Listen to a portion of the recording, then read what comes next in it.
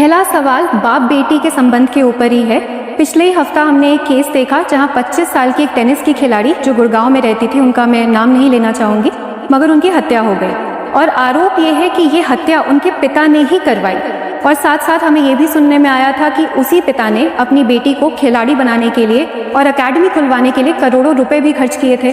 तो हम ये कॉन्ट्राडिक्शन डाइजेस्ट नहीं कर पा रहे कि जो बाप अपनी बेटी से इतना प्यार करता था वो एक दिन गुस्से में आके उसका मर्डर कैसे कर सकता है। आपके हिसाब से इसका कोई रीजनेबल जस्टिफिकेशन हो सकता है? जस्टिफिकेशन तो कोई क्यों देगा इस चीज का? मर्डर है तो मर्डर है, किसी ने भी किया हो। लेकिन हम लोग जब कानून को समझते हैं तो लीगली तो ठीक बात है कि ये फादर पे ही आरोप है कि उसने मारा है, सही बात है। और ऐसे मामले में जो पनिशमेंट होगी मेरे ख्याल से उम्र कैद की मिलेगी मिलेगी। सवाल है कि अगर बाप बेटी से इतना प्यार करता था तो उसने उसे मर्डर क्यों किया? ये सवाल हमें इसलिए ऐसा लगता है क्योंकि हम इन दो चीजों को एकदम बांट के देखते हैं। सच ये है कि हम सब लोग, चाहे आप हों, आपके पापा हों, मैं हूं, कोई भी इंसान, उसके अंदर बहुत सारी पर्सनैलिटीज होती हैं। जब हमारी बहुत सारी पर्सनैलिटीज में कॉन्ट्राडिक्शंस आते हैं, टकराहट आती है, तो हम बहुत बेचैन रहते हैं, परेशान रहते हैं। मनोविज्ञान में तो स्प्लिट पर्सनैलिटी एक शब्द चलता है कि बटा हुआ व्यक्तित्व है। सबसे सफल लोग वो हैं जिनका मन, वचन, कर्म, आंतरिक जीवन, बाहरी जीवन सब एकदम सीधा। ऐसे लोग एग्जिस्ट नहीं करते। कॉन्ट्राडिक्शन सबके अंदर है। लेकिन अब इस केस की बात अगर करें, वो व्यक्ति अपने गांव से निकल के बड़े शहर में है।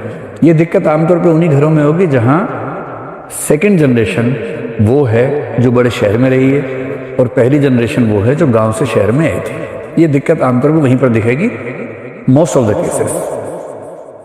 तो वो आदमी ठीक ठाक पैसा कमाता था, उसको लगा कि मैं अपने बच्चों को अच्छी परवरिश दूं, बड़े शहर में गया, अंग्रेजी स्कूल में पढ़ाया और हर तरह की एजुकेशन जो देश विदेश में हो सकती है सारी अपने बच्चों को दिलवाई। टेनिस खिलवाया कि वो इंटरनेशनल प्लेयर बने।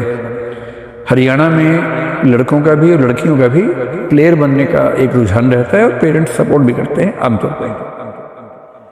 होता क्या है कि जब हम बच्चों को पढ़ने के लिए भेजते हैं बड़े शहरों में, बड़े स्कूलों में, हम चाहते हैं कि वो सीख ले, वहाँ से इंग्लिश सीखे, टेनिस सीखे, गणित सीखे, लेकिन जो सामाजिक परंपराएं परिवार की हैं पिछली पीढ़ियों की, उनमें विचलन नहीं होना चाहिए। पर जब बच्चा स्कूल में जाएगा, कॉलेज में जाएगा, तो पूरा व्यक्तित्व लेके गया है, नए दोस्त भी बनेंगे, नया माहौल मिलेगा। बाप का एक पैर गुड़गांव में है, एक गांव में है।